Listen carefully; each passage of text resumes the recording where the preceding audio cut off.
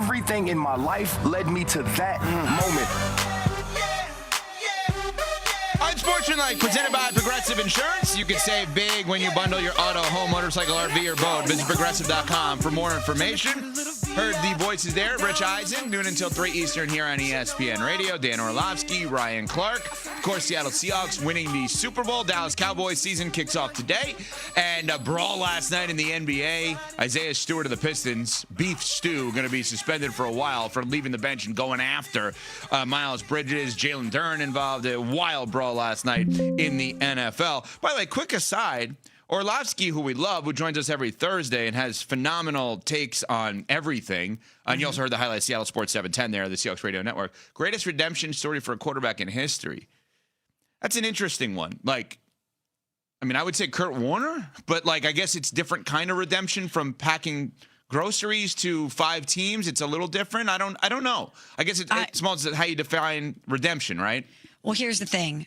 Where Sam Darnold was drafted, number 3 overall, especially in a New York market, especially to the Jets to be the savior, and then you quote unquote fail spectacularly and then bounce around. We, not you and I, we as sports fans collectively viewed him as a bust, or we viewed him as a failed quarterback. No, I did. Just to be clear, I did. Okay, yeah.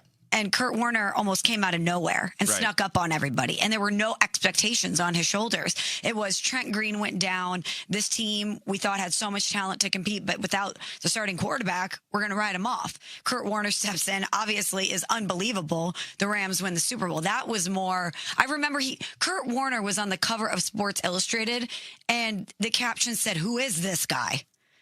So I don't know if you can say redemption story when people didn't even know who he was. Fair. Whereas Sam Darnold, time and time again, even when he won 14 games in a highly competitive division last year, people said, I don't know if he's the guy. So, yes, I think he is far and away the best redemption story we've seen at quarterback in the NFL. Again, to be fair, throwing myself under the bus, I was that guy that absolutely said I did not believe in Sam Darnold as recently as 3 weeks ago. So I am that guy, and I deserve the egg on my face in a big way. So we heard from Ryan Clark. Ryan Clark, ESPN NFL analyst, was on First Take yesterday and had this to say about Sam Darnold and the amount of NFC quarterbacks he would take ahead of him. In the NFC, how many quarterbacks I take? I take 8. I take Stafford, Hurts, Purdy, Mayfield, Love, Goff. They all win a Super Bowl with this Seattle Seahawks team right now. I take Williams. I take Daniels. Williams and Daniels, more upside than Sam Darnold. They showed more in this league in the first 2 years of their career. All of these quarterbacks, listen, look, put the camera on me. All 8 of these quarterbacks, if the starting quarterback for the Seattle Seahawks, they win the Super Bowl. And most of these quarterbacks, if they're the starting quarterback for the Seattle Seahawks, they beat the New England Patriots worse than they won with Sam Darnold. Now, I get it. Sam Darnold, I believe in him. He's a Pro Bowl caliber quarterback. He's a Pro Bowl quarterback. The last 2 years have been phenomenal. This is not a knock on Sam Darnold. This is, if I'm drafting these quarterbacks in the NFC, I take all of them before I take him. Okay, so there's a lot there. Let's define now in terms of taking QBs over Sam Darnold. Right now, next 3 years, next 5 years. Because there's a way of doing this. Like right now, you would not take Jaden Daniels simply because of the fact that Jaden Daniels has been banged up recently. What's interesting about defining the draft part is I know Vegas East, CP3, Cam Pratt, has an issue with the idea that we're doing this today. Like, in other words, we're not letting the Sam Darnold celebration breathe. So before we start ranking, Cam, explain your thought on how you're annoyed, not at Ryan, but at the overall concept. Nice to see you, Pat. The overall concept of this conversation 2 days after this man wins the Super Bowl. Yeah, I think part of it is bringing this up, but part of it is it just seems like an immediate discrediting of a guy who has reached the peak that you can reach in like maybe all 4 professional sports. We think of the Super Bowl as like the highest of highs to, 10 hours after that be like, well, that was great, but here's like half the league that I think is better than him. Just seems like I understand we have to have these conversations and I'm fine responding to people having opinions on that, but it just seems like an immediate like switchback of, all right, he did all this stuff, great. Let's find a way to, throw him under the bus and say all these guys are better or would have been better or just as good with them on the team. Yeah, I think a lot of the guys he mentioned are better than Sam Darnold in theory. And I think a lot of the guys he mentioned should be better than Sam Darnold. I think the fact that Sam Darnold over the last 2 years is 31-7 with his two teams, and I believe in quarterback win-loss, even though it's not directly impacted, only impacted by the quarterback. I think there is something to that. The teams being successful when a certain player is their starting quarterback. I believe in that. I mean, there are guys that I would definitely take over. Matthew Stafford, you have to say you would take over him. The guy won the MVP. He's borderline Hall of Famer, right? If you're going to go for the next 5 years or beyond, maybe you're going to take Caleb in that spot, right? Because of his early success in year 2 with Ben Johnson. I, small as you know, love Brock Purdy, and I think Brock Purdy is a better quarterback than Sam Darnold. The reality is Sam Darnold just went flawless in the postseason, 5 touchdowns, no interceptions, and his team won the Super Bowl. And in the biggest of games against a really good defense was asked to just manage the game, and not every quarterback can manage the game. The game manager is a compliment, not an insult, and Sam has the ability to throw for 300 yards, but in that specific game, they said to him, don't give them the ball because they're waiting for you to give them the ball, and he didn't do that. And that, to me, turned me a little bit in his favor of, like, I didn't know that you had that in you. Okay, I'm a little confused, Dev, because I remember this time last year, maybe even this particular show last year, you were highly offended that people were trying to still discount Jalen Hurts and everything that Jalen Hurts had accomplished. You said all the guy does is win. I don't even care about skill set. All the guy does is win. He's a team first guy. He puts everybody above himself. He is the first to lift others up. We went back to him getting benched at halftime of the national championship game at Alabama in favor of Tua. Right. And we said we should have known that this guy had the mental makeup. He has what it takes to be a champion. And you're not going to apply all of that to Sam Darnold, that he doesn't have the mental toughness and resilience that it takes in order to win. We just saw it on perhaps the biggest scale in NFL history.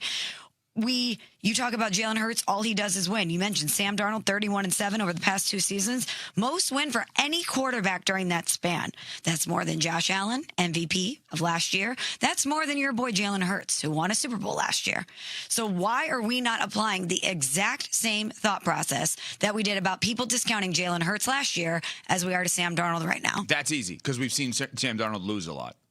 Because when you say that Jalen Hurts, all he does is win, that literally is all he does. Sam Darnold, in the last 2 years, since he's become this version of himself, which kudos to him, he is insanely improved over the course of where he started. We can't do these Sam Darnold, all he does is win. We have to add the caveat of all he does is win over the last 2 years.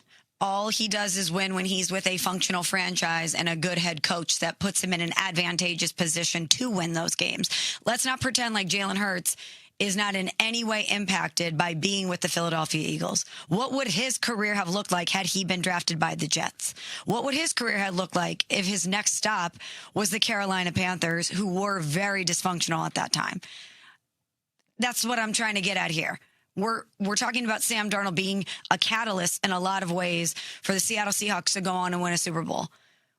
If that's the case, don't we also have to acknowledge that part of the reason that we didn't believe in him is because he was stuck in football purgatory with the Jets but then and with the Panthers? Through it, though, Smalls. Let's run through it. For the next 3, let's happy medium, we'll call it 3 years, okay? So not 5 is then when you get to the Caleb Jaden territory. 1 is where you're saying definitively Stafford, right? Like, and which you still may say. Next 3 years, just quick answers. Sam Darnold or Dak Prescott? Darnold. Sam Darnold or Jalen Hurts? I'd probably go Jalen. Okay. Sam Darnold or Jaden Daniels? Darnold. Caleb I'm concerned about Daniels and the injuries. Sam Darnold or Jaden Daniels? Did I say that? Oh, Caleb Williams, excuse me. Ooh. This one's tough because I think about the caveat, Caleb Williams with Ben Johnson, but then I also have to think about Sam Darnold with McDonald, who obviously isn't on the offensive side of the ball, but is clearly an elite tactician. Right. All right, we can do a push on that one. I think ultimately I'll go Darnold and McDonald because they've been there, done that. Goff. Darnold. Jordan Love. Love. That's the one that I don't understand, but we can come back to that. I think that he is so underrated. I think we have gone so far the other direction with Jordan Love. I don't think there's anybody in the NFC South that you could take over Darnold right now. No. I know that Ryan brought up Baker Mayfield, but like Sam Darnold is better at being Baker Mayfield than Baker Mayfield is. The journeyman quarterback finding a home, leading to the team's success, and being a catalyst as to why Sam Darnold, if you're going to categorize those people, which Baker would be a part of, Geno Smith previously, and what Tua and Kyler Murray are going to hope to do, et cetera, et cetera. Like Darnold is the captain of that team, so I don't know how we take Baker over him. And Stafford, I think we both agree Stafford over Darnold. Yes. And I would take Purdy over him, personally. I think I'd go Darnold. So you have definitively over Darnold, you have Stafford and Jordan Love and Jalen Hurts.